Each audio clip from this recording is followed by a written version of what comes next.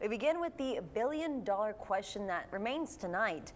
When will that new Harbor Bridge project finally be completed? Yeah, well, the House Transportation Committee promised to get that answer and let everyone know. That after one community leader after another spoke to that group about their concerns. Our Michael Gibson has more details in our top story at 6. A number of our local and state officials showed up to that Transportation Committee meeting over at the Ortiz Center to try and get some more answers about the Harbor Bridge project. One of the biggest questions is, when will this project finally be completed?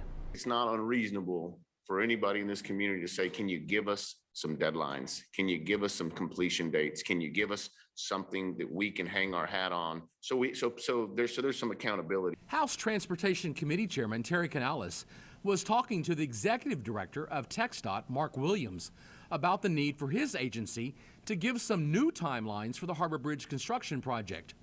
Others here were not only hoping for that, but to actually see this project finally finished. Build us our bridge. Build us this unbelievable economic tool to bring people together. One of our local state representatives serves on the Transportation Committee. That's J.M. Lozano.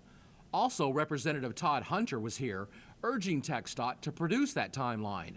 Another one of our state representatives, Abel Herrero, says he was simply disappointed about the lack of new information produced at this status hearing. Disappointingly, there is no deadline set forth yet on when this Harbor Bridge will be completed, which is extremely frustrating. TxDOT did publicly release an agreement it signed with the developers of the Harbor Bridge project, Flatiron Dragados.